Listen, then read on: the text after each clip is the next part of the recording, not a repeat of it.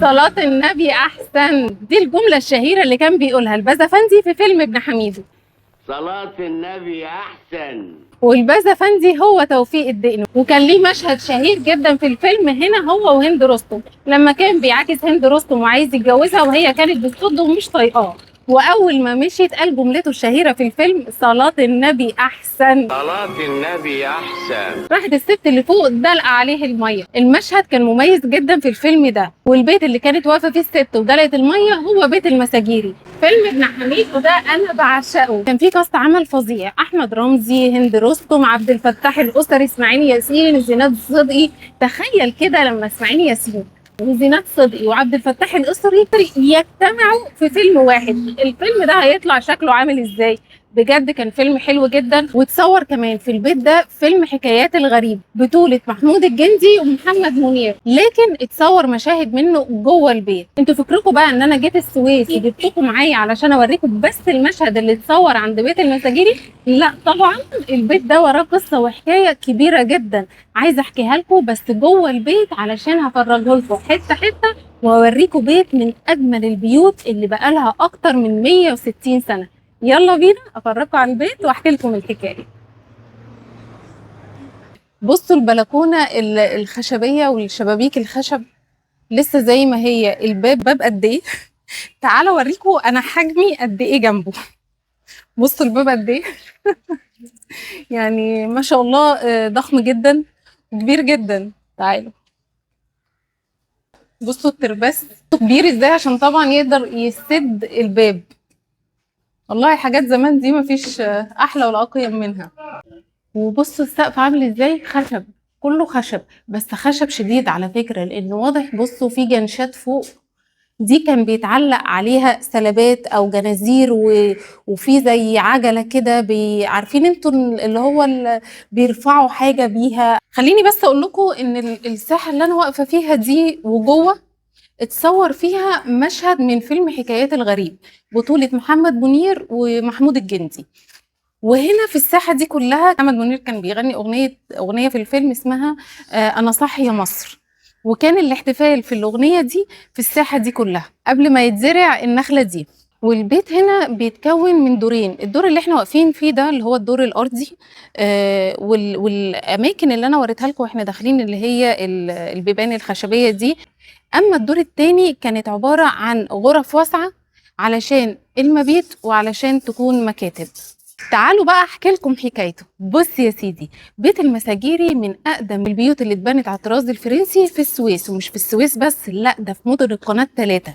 اتبنى سنه 1862، يعني عمره كده اكتر من 160 سنه، يعني قبل حفر قناه السويس. اتبنى في عهد محمد سعيد باشا، واللي بنته شركه فرنسيه اسمها Les messageries maritimes. ومعناها البريد السريع، علشان كده اتسمى ببيت المساجيري. والشركة بنته علشان يبقى وسيلة ربط بين 3 قارات، أفريقيا وآسيا وأوروبا، وكان من خلاله بيتنقل الرسائل والأفراد والبضائع من الشرق الأقصى لأوروبا. كان من الأماكن المهمة جدا في السويس، وهو مش أقدم بيت، لا هو في حاجات أقدم منه زي مثلا قصر محمد علي اللي اتبنى سنة 1811. وهنا بقى تعالوا كده أوريكم، شايفين الحتة اللي فوق دي، الخشب اللي فوق دي كان محطوط فيها تلسكوب كبير علشان يراقب حركة السفن وهي جاية، ويعرف هي السفينة دي جنسيتها ايه. وبعد ما يعرفوا جنسية السفينة بتدق الأجراس ويطلع حد يرفع علم البلد بتاع السفينة على الساري اللي انتوا شايفينه ده، ومعمول برضو من الخشب.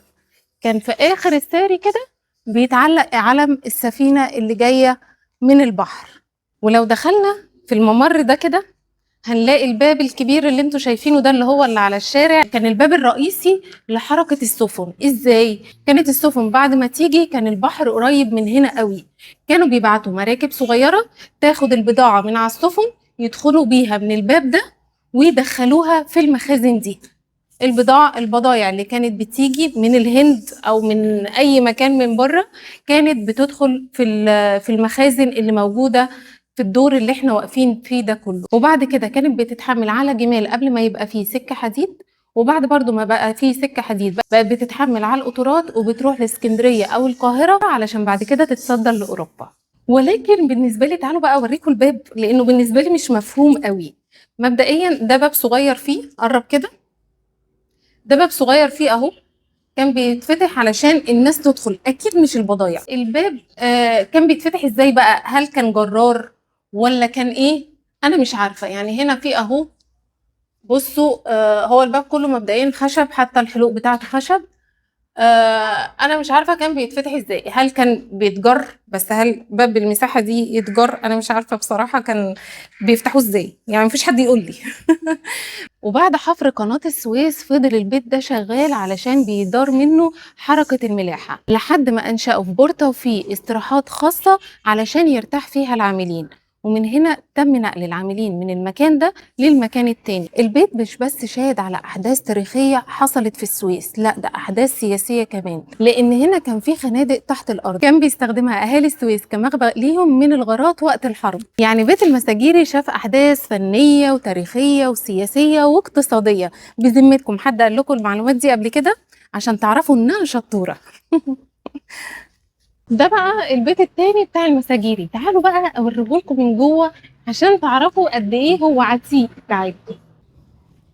طبعا البيبان بتاعته خشب، كل البيبان والشبابيك هنا خشب، حتى السلالم. بصوا السلالم دي كلها خشب لحد فوق، الترابزين خشب، كله خشب. تعالوا، الخشب ده مبقاش موجود منه دلوقتي على فكرة. بصوا كل حاجة هنا خشب ما عدا الحيطان دي طبعا، تمام. ولكن برضو السقف بتاع السطوح، انا كان نفسي اطلع الصراحة فوق السطوح بس معرفتش. انتوا عارفين المغامرات اللي انا بحب اعيشها، بس للأسف الباب مقفول. بيت جميل جدا، اول ما تدخل كده تحس انك انت داخل بيت في دمشق، بيت في سوريا. عارفين البيوت اللي بتيجي في الافلام السورية بقى، والحوش اللي تحت ده ويبقى مليان زرع وتحسوا كده وفي نافورة في النص. انا حاسة ان انا ان البيت ده شبه البيوت دي قوي. وبس كده، توته توته. آه، تقيل، تقيل جدا. وتوته توته خلصت الحدوته دي. كانت حكايتنا النهارده من بيت المساجيري. ايه رايكم بقى في الحكايه وايه رايكم في البيت؟ يا رب يكون عجبكم الفيديو. لو عجبكم الفيديو لايكات كتير بقى على قد ما تقدروا، فولو شير عشان غيركم يستفاد. استنوني في الفيديو الجاي. انا ياسمين الجلاد، سلام.